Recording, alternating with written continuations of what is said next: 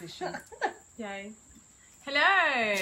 Hi everyone. We are live again, not on, oh you tagged, not on a Friday, so we've got plans tomorrow, so we thought we'd do this today.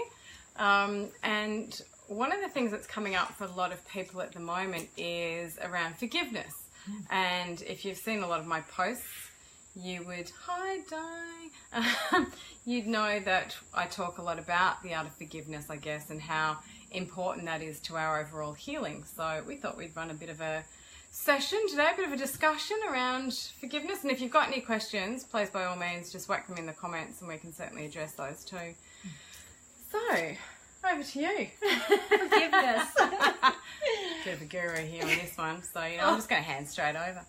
I love it. It's this time of year as well too. It's holiday season. It's getting together with the family. There can be emotional triggers that get brought up, family patterns, family dynamics. Sometimes even going back to your hometown or whatever it is, and bringing back up all of those things that we might not see or hear on a day-to-day basis. So. Forgiveness ultimately for me is really about being able to be at a place of peace in any dynamic. So in a situation, any relationship, and there are some simple little processes that you can do to help get yourself in that space. So Lisa and I were having a little bit of a chat about this earlier. As we always do prior to any work we do, we're always chatting about these sorts of things. And one thing that it was funny, I was had to drive to Toowoomba and back yesterday, which is like a 6-hour return trip. And I dragged my poor son in the car because I wanted company and he's on school holidays. And I had this flash in my brain. I'm like, quick, write it down in notes. And it was around forgiveness. And I've written it down, so excuse me for reading it to you. But I wrote that forgiveness isn't about putting up with bullshit. And it's not about not having and maintaining boundaries. Because I think a lot of people get a bit confused about this. They kind of go, oh, if I'm forgiving, I'm suddenly putting myself into almost this victim, which is the opposite of, right? Yeah. So they put themselves into, it's about being soft, it's about accepting everything that comes your way. It's not about that at all. It's actually about finding that in your own inner peace. That's what forgiveness is truly about. So I just wanted to make that really clear as well, because I know a lot of people grapple with that. They think that, to forgive, you just suddenly, letting all this shit come into your life, and that's fine. And it's really not about that at all. And I think you're right. That is the biggest thing that people struggle with, is they think that if they forgive somebody or they forgive something, it means that they're saying it's okay. And that's not what it's about. It's about being at peace within yourself about it. Absolutely. Yeah. So one of the things I like to work with around forgiveness is many years ago, I came across a body of work, and I thought it was so relevant to being able to have healthy relationships with other people. And one of the things that spoke about was that basically when you're in that dynamic with another person, their words or their actions or their interactions with you is either coming from a place of love, and we all know what that is because it feels great, we feel respected, we feel honored, or the other side of that is they are coming from a place of a call to love. Now, for me, a call to love means that they're exhibiting some sort of behavior. They're being triggered? Would you put it like that? Not that they're being triggered, but they're operating from a wounded part of themselves. So fear-based? So, absolutely, it's fear-based. Yeah. There's some unmet need that they're trying to get through you, and it's usually unconscious. There's not normally a consciousness around it. Yeah. And yes, there are people out there that will do hurtful things, and they're aware that they're doing hurtful things, and they're choosing to behave in that way. But again, if that's the case, then they're operating from a very wounded, insecure, hurt part of themselves, and it's usually a younger part of them that has taken over, and they're choosing to speak and act from that place. So when you can see that with people, is that an act of love, or is that a call to love? It changes your energy in it, because it's not about you. Anymore either. So it's more about they're acting from a hurt place, so you can be able to engage with them from that place.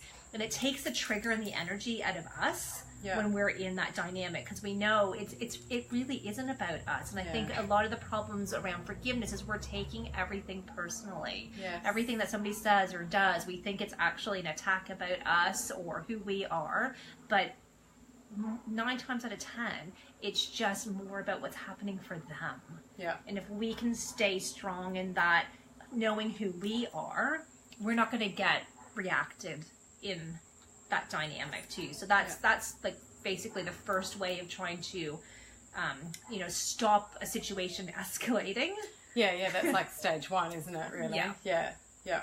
Before it's actually gone anywhere dramatic. So what happens then, I guess, when we do feel like we've been really wronged, something major has happened potentially, someone's done something that we're not happy about for whatever reason. This is a challenging one, isn't it? Because we were talking about this before. We had an interesting conversation about this, because my thoughts are, and again, it depends on the situation, but quite often we have to acknowledge whether we've had some input into the situation. Because if we don't acknowledge any responsibility for that situation, again, depending on what it is, but if we don't acknowledge any responsibility, then we also can't forgive ourselves. And that's a really, really critical piece. It's not just about forgiving the other person. It's about, again, it's situation based, but there are lots of situations where we feel we've been wronged, yet we may have played a part in that, and if we don't take responsibility, we can't forgive our own selves, and that's critical to remember that. Yeah. So one of the things I'll always... Have I worded that better? Yes. Earlier on we were having a discussion, so, I don't know about that, Lisa. So I think one of the things, at least for me, when I would step into that, if there has been something that's happened in a dynamic and I can feel like, I'm feeling hurt, or I'm feeling maybe attacked, whether that's emotionally, obviously, there's certain boundaries where you do make common sense decisions and protect yourself. Yeah. But a lot of the times it's mental and emotional hurt that's coming our way. So I always check in with myself first. What is it in me that's going on right now here? Is there a part of like a younger self of my wounded self that's being triggered in this, and I need to address that before I interact with the person. Otherwise I'm going to come out fighting, and that's never gonna come out defensive. I'm going to come out angry, and that's never going to end well. So I always do that kind of quick check-in first, and the more you do that, the quicker you'll get at being able to pick that up too. So taking that responsibility for what energy I'm contributing to the dynamic.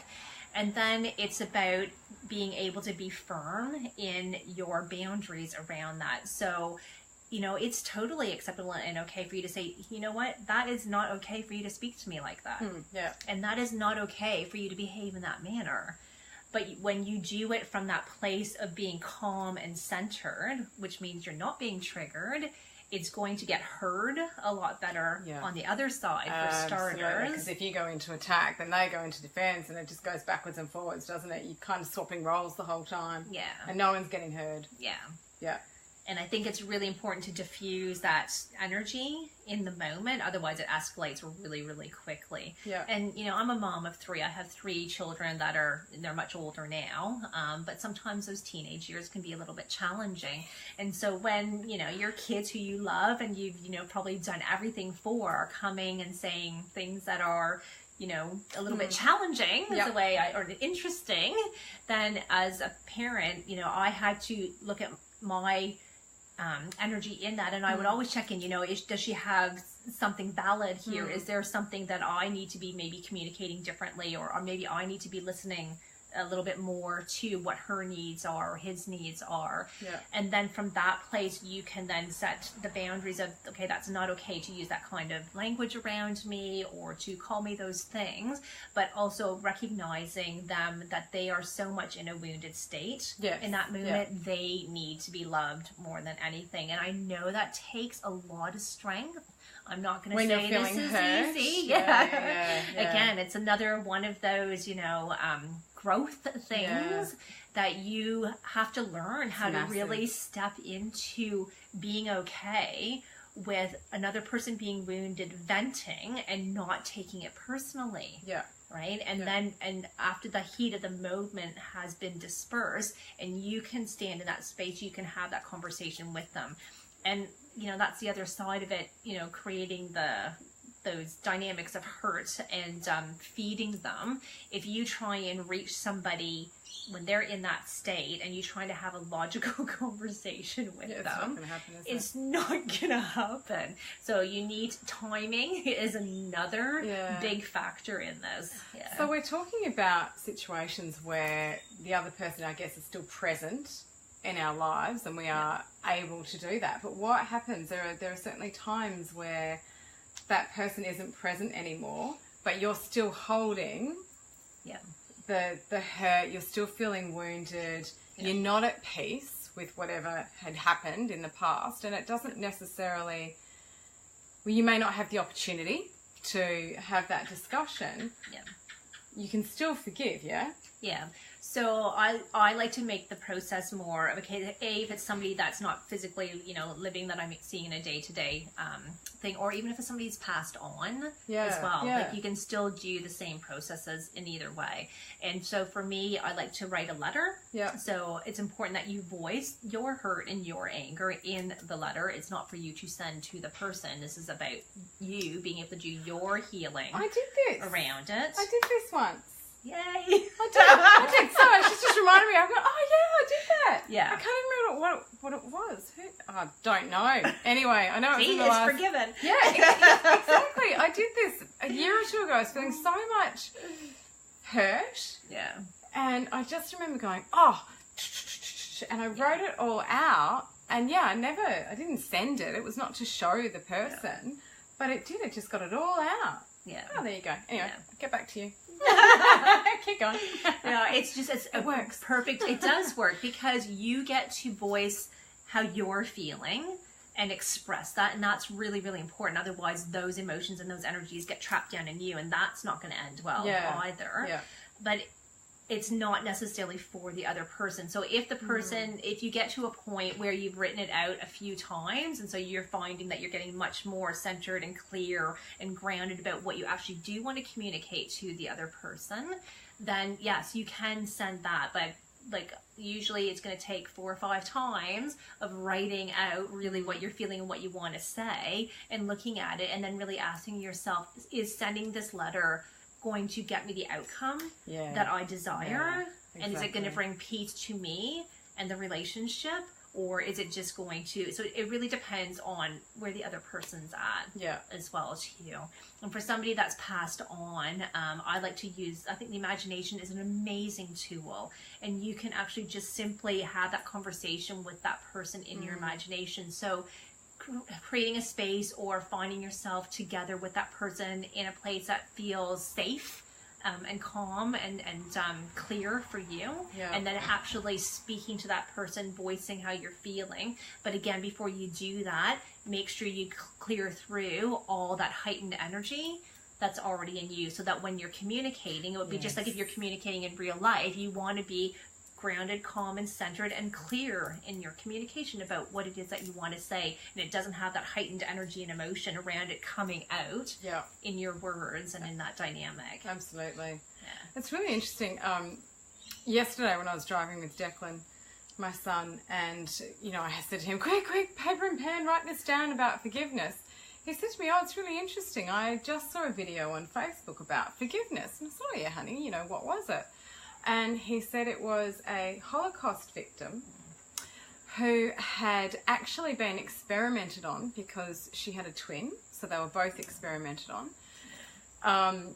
Still alive. And it was coming up to the 50th anniversary of, I think, her freedom from that camp.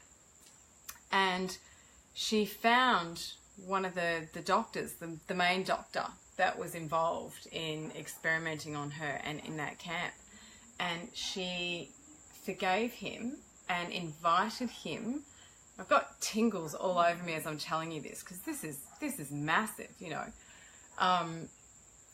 Invited him to go to, I think it was Auschwitz actually, to go there with her and experience it together. And I'm about to well up just even thinking about that. The strength that takes, you know, and we all say, oh, someone's wronged us, or, you know, this has happened or that's happened. I mean, this is a huge example of what can be achieved. You know, not only did she have to go through that, and her sister, and completely violated, but what they would have seen around them as well.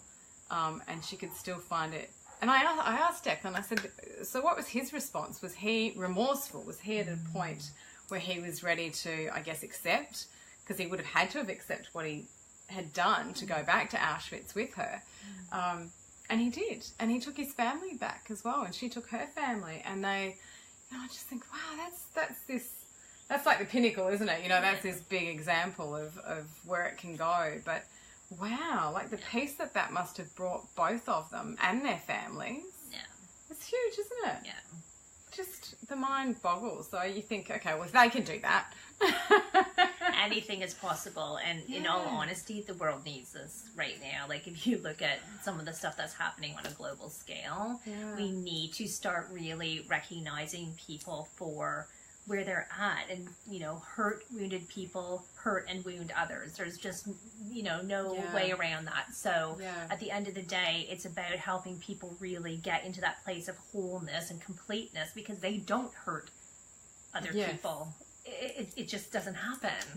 So not intentionally. No, of course. I mean, accidents and, you know, matters of the heart sometimes and things like that. But I think even then, when we're being honest and we're being authentic, we are going to be able to communicate in a way that, you know, that person's going to hear that.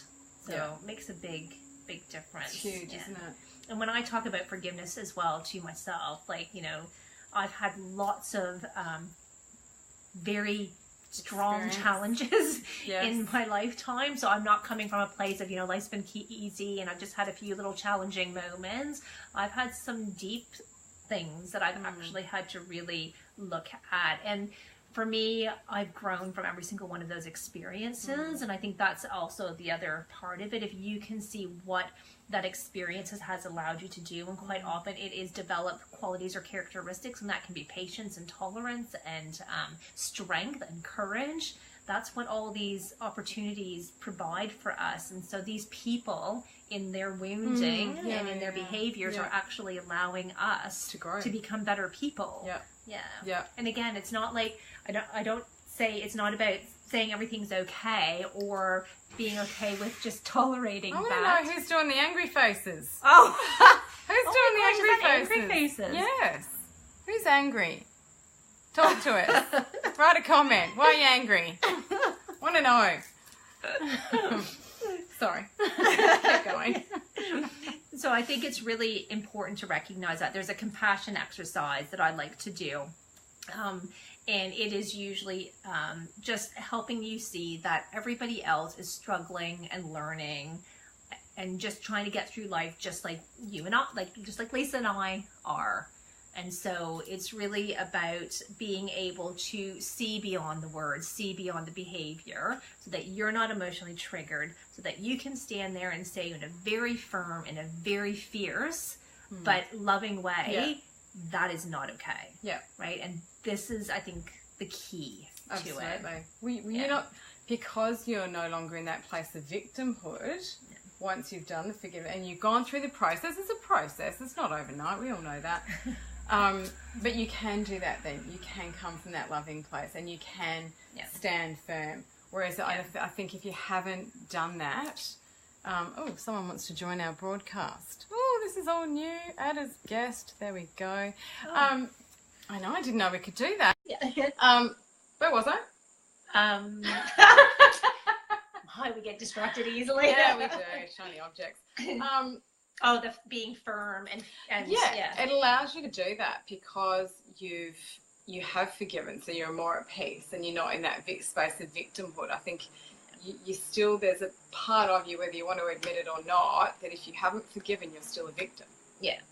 you're still in that dynamic. Yeah, absolutely. Of wronged and what's the word? Well, they're the perpetrator, and I'm the victim. Yeah, exactly. There's a dynamic there that's not been severed. So you know, unless you want to hold. I'm sorry. I'm just, you know, I can be very blunt, and then I look at her and I think, oh, shut up, Lisa. I was about to say, unless you want to stay in that space of being a victim, and really, who does?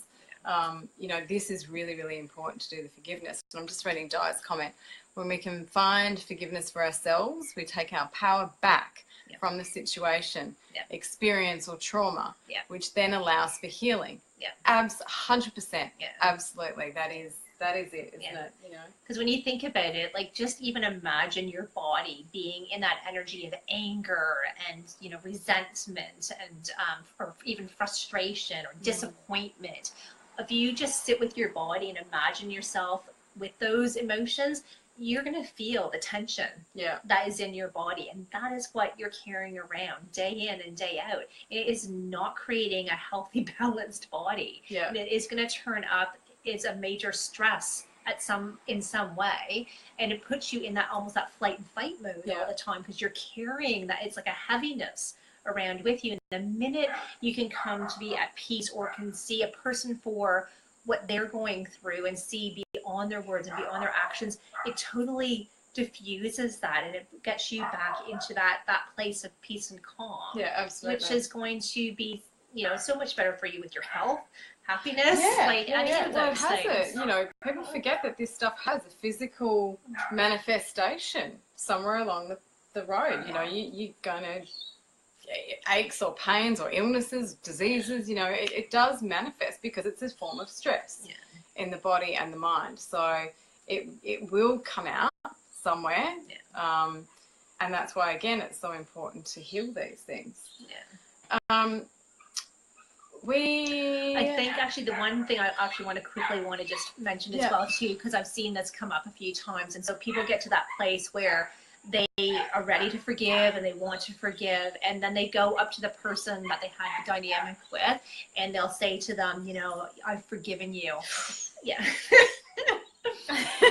here's another thing just to watch for about, you know, where that's really coming from, that you need to let them know that they've been forgiven, because it automatically implies that they've done something wrong, which people may or may not be in a place of being ready to accept or take responsibility for. So this whole forgiveness thing is really it's about you and about the energy that you're going to contribute to your relationships and to the world at large. Absolutely. And so just watch that one. Absolutely. Especially coming into Christmas time, and like I said, families coming together and old friends or office Christmas parties, whatever it's gonna be. Just watch that one. Sorry, my mind's going tick tick tick tick tick. One of the things that, you know, if we want to talk about personal experience and stuff as well, one of the things that I mean, forgiveness is a massive part of my journey over the last, I don't know, 7-ish years. It's a massive party, if I'm going to be honest, for everybody. Yeah, absolutely. But I also knew that without healing and really truly forgiving, that there are certain patterns that get repeated. And you were talking about going into defense mode. And that's where that shows up. You go into defense mode straight away because you're still clinging to this thing that happened to you, or, you know, you felt wronged by or hurtful of, and because you haven't found peace with it, it's going to affect everything else that comes in that triggers a memory of that. And that's not great for future relationships as well. And I'm not just talking about, you know, a romantic relationship, although it could be that. But just how you relate to, you know, the people around you. So I think that's, speaking from experience of going down that path and making sure that I did process that. And again, it took years. You know, it's not necessarily something that happens overnight. And so that's the other thing I do get asked when I do put something up about forgiveness. I get that question, you know, so if I just randomly say, I've forgiven you, or I've forgiven, is it authentic? And I mean, I think we all know the answer to that. It's not. No, you're There's a gonna process. you're gonna feel it if you've really forgived it, and I think that you can almost take it to the point of, you know, imagining yourself being with that person and just noticing what's happening in your body, even in the imagination process. That's going to tell you how much energy is still lingering around that. And for me, like, yes, there are massive, you know, whether it's trauma that we're looking at and forgiving, and that is a big thing to go, and there's many layers to that. But I think it's also important to do forgiveness as a daily practice. So whether you have the habit of doing like a gratitude writing at the end of the day, I think it's also really beneficial to look through your day and go, okay, what needs to be forgiven here? What do I need to forgive myself for? What do I need to forgive others for? Because if you can do that on a day-to-day basis, that's going to prevent the buildup of the big stuff. And because how often have we been somewhere and, you know, somebody has done something little and then the person on the other end has gone, that's kind of road rage, isn't it? It's driving. Yeah, exactly. Yeah. And it's because all that other stuff is already building up, and so it's a whole bunch of little things. So don't think forgiveness is just about big stuff. Yeah, it's those little things start to add up, and then somebody says something or does something, and next thing you know, you're going off, and that other person's like, I just didn't put the lid back on the you know, because it's something just little again that they've done, that everything's gone boom in that moment. Yeah, absolutely. And of course, if you're tired or stressed or hungry, you know, yourself, all those things are already there too. So it's not going to take much for that lid to come flying off. No, no, definitely not. And the, you know, we mentioned it before, but to forgive yourself, I think is really where people, you need to remember to be able to do that as well, because that's just critical. We've all got that mind chatter, or we look back on situations and you think, oh God, you know, but you know, we're human. We're all human. I was just thinking one of the things we did at the workshop too, which would be really helpful too, because it's, I always say, you know, write out a list of,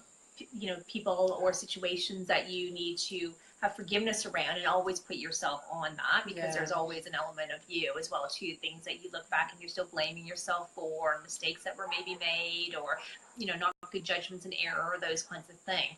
So if you're starting this process and this is kind of new to you, don't go for the one thing on that list that has got, you know, huge amounts of energy around it. Start small. Start with the ones that have just irritated you a little bit. Or, it's like your to-do list. You start with the small ones first, so you have a sense of achievement. So you can build that forgiveness muscle as you go along, instead of trying to do it on the person that you hold the most energy around. That's true. It's good too. Because that's going to be way harder to do. So little steps again as well. Yeah. That's a really good tip, actually. Has anyone else got any other questions? Please just shoot them into comments. Someone did ask me earlier today about a situation where there's a person in their life, close family member, and I don't know the circumstances around it, but they're battling with the whole forgiveness piece, I guess, because, oh, my son's watching. Hi! They're battling with the whole forgiveness piece because they feel that whatever this person did was quite big. So I guess with you saying Christmas is coming up, I'm pretty sure they're still in contact. So he's asking how he deals with that sort of situation. I think we've kind of covered that, but is there anything else you want to add? No, I think it's about, you can revisit whatever happened and be able to look at it with some of the things we've spoken about today. You know, where was that person operating from? You know, what was really behind their actions or their words or whatever it was. And noticing just how you may have contributed or are responsible in that energy dynamic. So is there any validity in, you know, what maybe they said or done that you can kind of look at it and just gently and compassionately with yourself say, okay, yeah, I could have handled that better maybe, or I could have been a little bit more open, you know, whatever it is. And then do some journaling around it, especially if it's people that you're going to be seeing, like family members. That's what I'm thinking. You kind of almost need to do the work first before you have, if you're going to have a conversation with that person. Yeah, even if it's a conversation about anything else, like even normal day-to-day stuff, because you're still going to bring that energy of being pissed off or angry or upset. And it's not going to go well. And whether you're justified or not, like this isn't the issue. The issue is we just don't want that energy there when you're engaging in that dynamic or that relationship. So journaling just how you're feeling, what happened, and just noticing, do that a few times to just move through the layers of it, and then maybe even go into that place of using your imagination to have a conversation with that person, because that's also going to give you a feel for how to communicate from a with loving a bit of clarity, space, not from an angry. Yeah, in your imagination. Yeah. The anger is for the paper that you're journaling it on, and you rip that up and you burn that and you chuck that away because that's all about letting it go. Do not reread that. That will just revisit what's happened. This is a process in actually feeling whatever needs to be felt and letting it be moved through you. And that might even require, amongst the journaling, getting up, doing some movement. For a lot of the women that I work with, doing the hula, hip circles, that's a great way for actually moving the energy at the same time, so it's not staying stuck as you're feeling into it. Guys, it could be, be walking or just some kind of intense physical movement, just so that energy is actually being freed up as you're going through it. Surf. I always say surfing. It's because I live on the coast now. Not that I surf. They're all out there though. I see them. All right, if there are no other, we've still got those angry faces, but no one's owning up to them. I want to see who's doing angry faces. Is it you, Declan? Yes. Is it you doing the angry faces? If there are no other, they're still coming. Stop it! You're going to put angry faces, you need to fess up and tell us why you're putting angry faces on there. We are going to do a webinar next Wednesday night around managing the holidays in a way where you don't have stress and you're actually thriving through the holidays. So we're going to do that Wednesday night at 7 o'clock. We haven't got the link yet to put up, but we will post it into a Facebook event and then send you invites and also post it on Facebook under here as well in the comments. So you'll have access to it quite easily. You should be able to find it. We'll just plaster it everywhere. But that's a free webinar. It's not going to cost you anything. It's just a bit of time. It'll probably be 45 minutes to an hour, depending on how many questions and interaction we get. So that'll be next Wednesday night. Like I said, we will post that so you know. Is there anything else that you want to end on that? Just be gentle. Just be kind to yourselves, really. I think if anything, if you can just be in that space of kindness and compassion with yourself and with others, that's going to make a huge, huge difference. And just really recognizing that the majority of things that people are doing out there, they have nothing to do with you. So just don't take them personally. Yeah, most of it's fear-based from the other person, if it's a person, from the other person's perspective, really. That's where they're coming from. So, well, I think, the other side of this is just to really develop your compassion, isn't it? For others and their hurt and what they're feeling. So on that note, that's it. That's it for today. That's it for us. Unless, like I said, you've got any other questions, but I can't see anything. So, much love to everyone. Thank you for joining us. And I will post this. I've got a YouTube channel, Lisa W. Rich. So if you go over there, I'm actually downloading all these videos and posting them there too. So if you subscribe to that, you can always go back and find them there if you can't find them in Facebook. So again, much love, everyone. Thanks for joining us. Bye. Enjoy. I hope you stop being angry, whoever that was. Bye.